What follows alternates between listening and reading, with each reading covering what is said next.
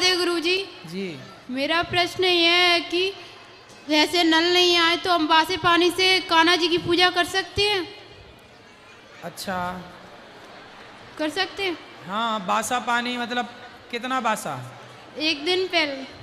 तो एक काम करो, फिर आप ना एक छोटा सा घड़ा लो और उस घड़े के पानी को, जैसे आज नल आया है तो आज नल से पानी भरो उस पवित्रता से, और उसे मंदिर में ही कहीं एक जगह पवित्रता से ढक करके रख दो कि कल यदि नहीं आया तो इस पानी से आप स्नान कराएंगे।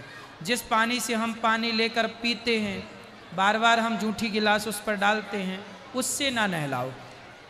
आज नल आया है तो आज ही कल के लिए सुरक्षित एक घड़े में भर के अलग रख दो, फिर कल उसका उपयोग कर सकते हैं तुलसी का पत्ता डालकर। राम राम गुरुजी। राम राम। मेरा सवाल है कि गुरु करना जरूरी होता है? विवाह करना जरूरी होता है कि नहीं? क्योंकि मैं तो भोले बाबा को मानती हूँ। हैं? भोले बाबा को सिर्फ। तो भोले बाबा भी कभी आपको समझाने आएंगे तो किसी ना किसी रूप में ही तो आएंगे। वो खुद नहीं आ सकते? तो वही तो आएंगे किसी रूप में। शंकर जी डायरेक्ट नहीं आ पाए तो हनुमान जी के रूप में आके राम की सेवा में लग गए। क्योंकि मेरा मन भोले बाबा में ही है, बस किसी को हाँ, मानने का स्वीकार नहीं करता। तो मन लगाओ भोले बाबा में, बुराई क्या है? तो बना सकते, कहते हैं कि पशु होनी में जाता है जो दान पुण्य करते हैं।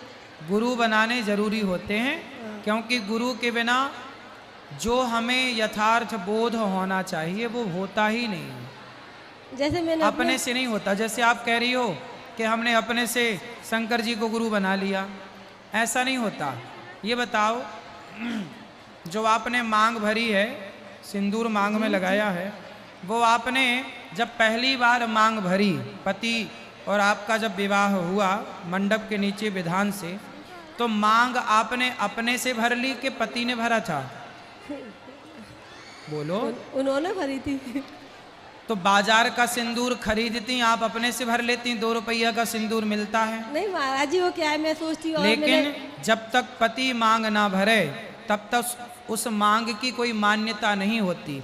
जैसे सिंदूर पति के द्वारा दिया जाता है, उसी तरह मंत्र भी, इष्ट भी गुरु के द्वारा ही दिया जाता है।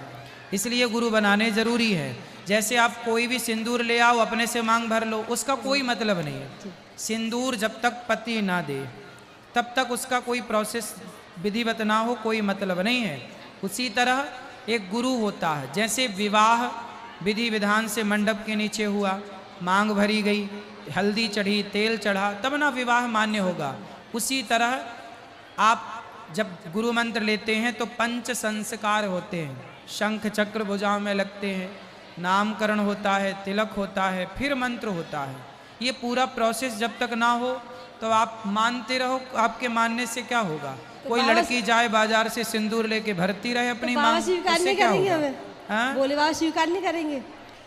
भाई जो प्रोसेस है लीगल शास्त्रोक्त, उससे चलो ना, मनमाना क्यों?